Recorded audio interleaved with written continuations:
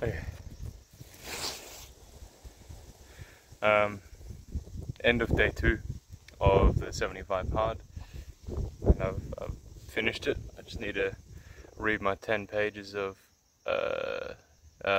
educational literature before bed and take a progress pic. I did everything else. Just finished my run.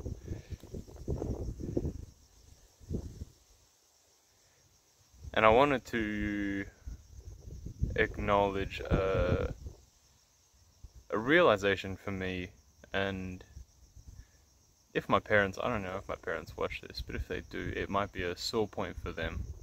And I understand that their actions are out of love, but I just want to point out, I'm on day 2 of the 75 hard, and I almost didn't make it. I tried lying, not me, or I guess a version of me, the scared version of me that didn't want to do the 75 hard, lied to myself and said, hey, it's getting late, you haven't been getting 8 hours sleep the last couple of nights. Maybe we forego the running tonight in pursuit of extra sleep. Obviously it was a unavoidable situation, so let's do that, but still count it as a successful day.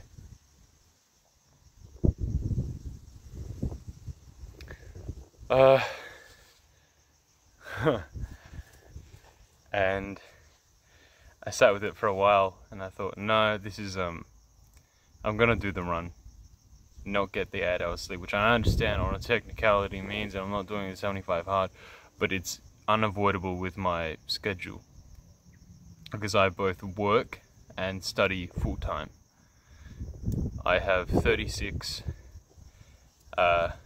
between 36 and 40 hours of contact for studying a week, and I need to fit in about between 20 to 30 hours of working on top of that a week. Couple that with what is it, an hour and a half over 7 days, 10.5 hours of training. You know, we're looking at a pretty full week, including travel times.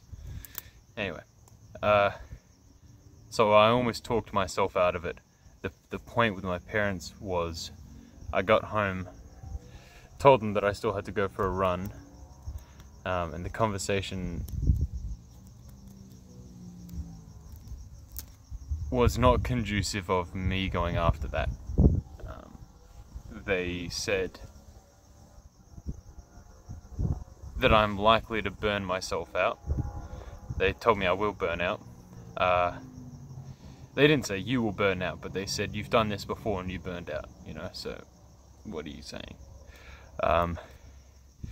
They brought up past failures, saying, this is almost verbatim, isn't this exactly what you did before? And remember how you destroyed yourself before and burnt out and everything went to hell?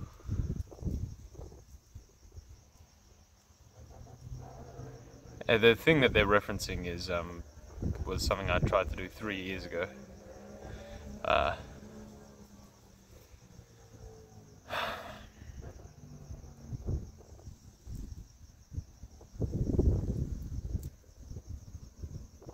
I recognize that my parents love me.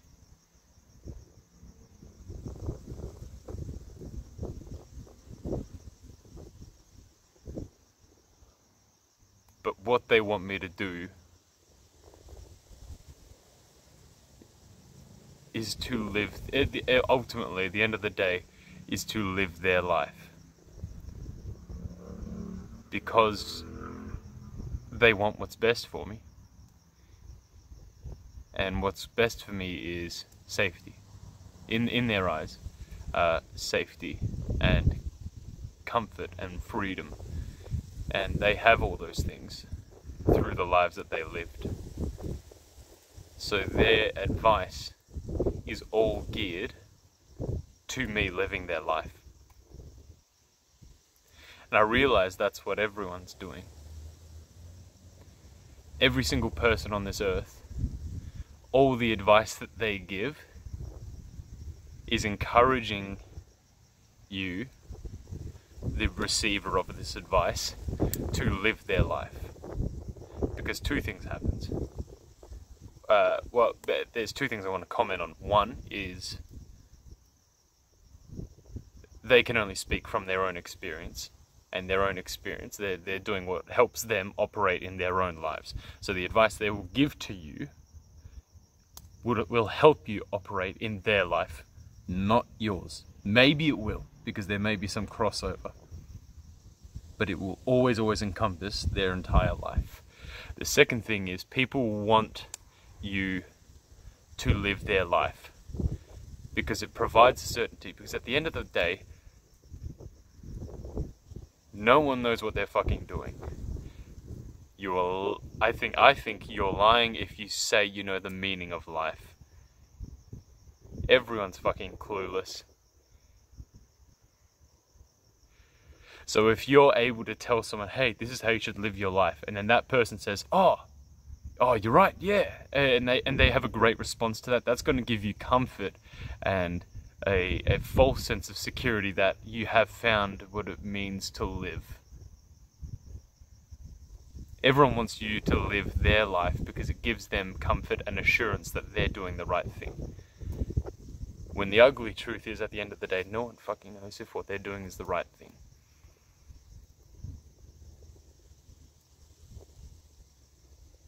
I don't. I'm on day 2, and I am tired. I got up at 6 AM to be at the gym by 6:30 to get that out of the way so that I could be at class, which starts at 8, and that finished at 3, and I had work at 4, which finished at 9, and I got home at 9:45, had dinner, and went for a run. And I should have had dinner afterwards because I was throwing up in my mouth the whole time, but you know, I'm learning. And now it's late and I'm recording, and I don't have a shower to use, which means I have to jump in the car and drive to the nearest gym and use the showers there and come home. And my parents again were saying to me, that's so inconvenient. Why don't you? You're only on day 2. Why don't you just give up and try again when the circumstances are more ideal?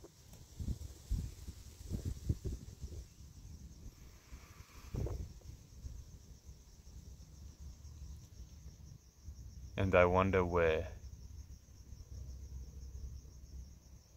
my thought patterns have come from. But, you know, look, at the end of the day, circumstances were not ideal. I tried to talk myself out of it. My parents both tried to talk me out of it. And the truth is, I was going, okay, yeah, what are the certainties from doing this today and going for this run? I will be tired. That is a certainty. I will get less sleep. That is a certainty. And that's about it. That's all I'm certain of.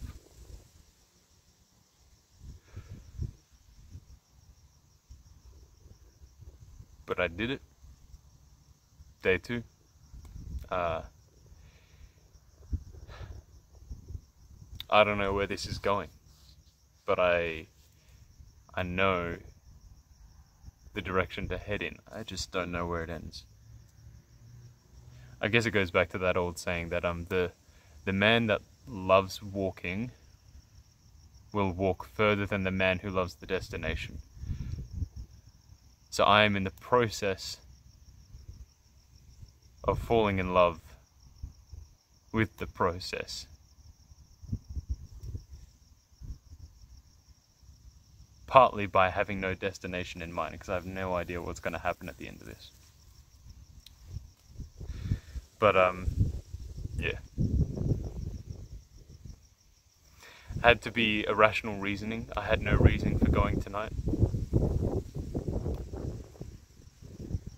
All I know is successful people do this kind of shit, and I want to be a successful person. So that's it.